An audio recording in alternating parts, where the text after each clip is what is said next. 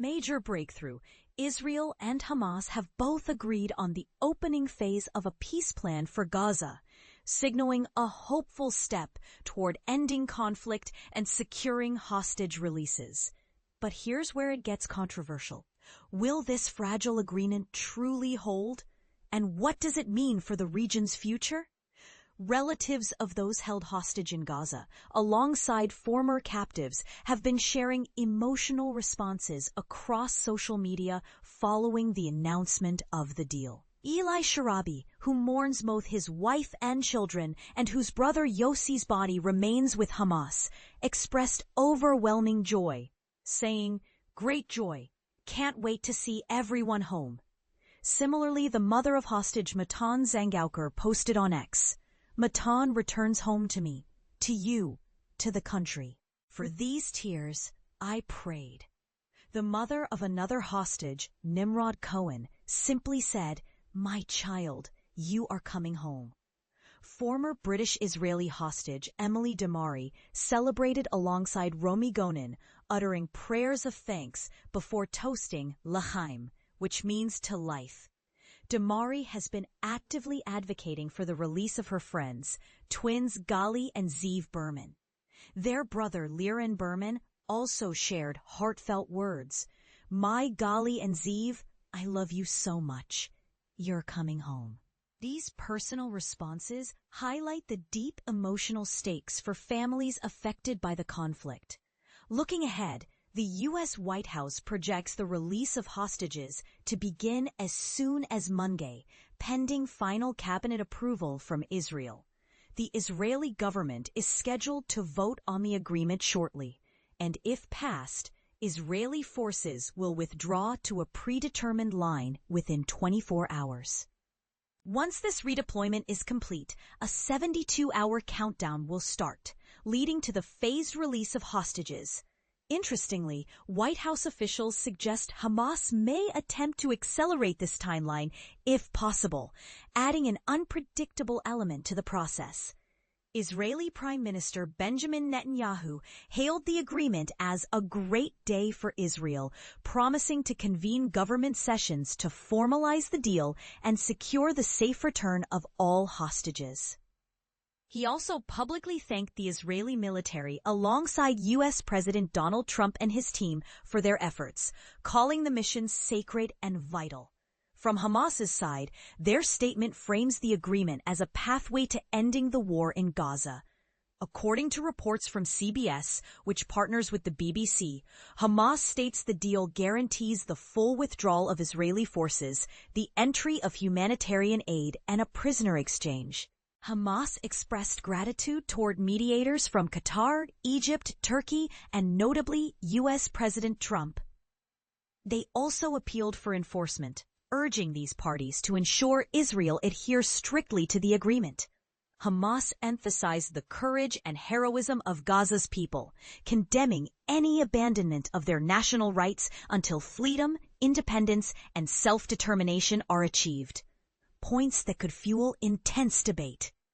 Qatar, a key mediator in the negotiations, confirmed the deal's conclusion on the first phase of the Gaza ceasefire plan. Their foreign ministry spokesperson highlighted that this agreement will not only bring an end to the current conflict, but will facilitate the release of Israeli hostages and Palestinian prisoners alike, while permitting humanitarian aid to flow into the region. Additional details are promised to be shared soon. Prime Minister Netanyahu affirmed his resolve with a powerful message. "With God's help, we will bring them all home," referring to the Israeli hostages held by Hamas. President Trump's announcement followed a dramatic series of negotiations held in Sharm el-Sheikh, Egypt, and related high-level discussions in Washington. Trump indicated he might travel to Egypt soon, possibly by Friday, underscoring the urgency and importance of finalizing the deal. The deal reportedly includes the exchange of all living hostages for a set number of Palestinian prisoners alongside Israel's strategic withdrawal. These exchanges are anticipated to begin in the near future. Inside the White House, a tense but quiet atmosphere prevailed until late in the day, when insider movements hinted at imminent announcements. Reporters noticed unusually long waiting periods and increased activity, signaling something big was unfolding. The announcement made via Truth Social catalyzed a sudden burst of action as media crews mobilized to cover the breaking news. Breaking news from President Trump's social media confirms Israel and Hamas have both signed off on the first phase of our peace plan. He described the plan as setting in motion a promising future where all hostages are to be released and Israeli troops will withdraw to an agreed line.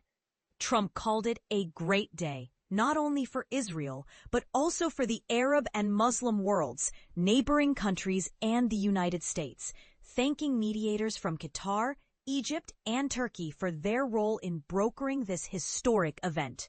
He closed with a blessing for the peacemakers.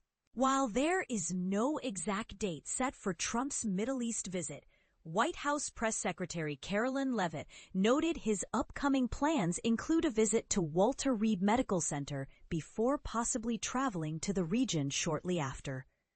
Trump has mentioned considering a stop in Gaza during the trip, but nothing is finalized. An interesting behind-the-scenes moment occurred earlier when U.S. Secretary of State Marco Rubio discreetly passed Trump a note during a separate event, indicating the deal was very close. This moment of quiet intensity signals the high stakes and sensitive nature of the negotiations. The story remains in flux, with ongoing discussions reportedly continuing between mediators and Israeli delegates to finalize remaining details. As this situation develops, it raises crucial questions. Can the terms of this deal foster a lasting peace, or is it just a temporary ceasefire poised to unravel? What are the implications for the broader Middle East, and how will both Israeli and Palestinian communities respond to this fragile optimism? Would you agree this is a historic step toward peace, or do you think the challenges ahead are too great for this agreement to hold? Share your thoughts below. This is a conversation everyone interested in the future of the region should join.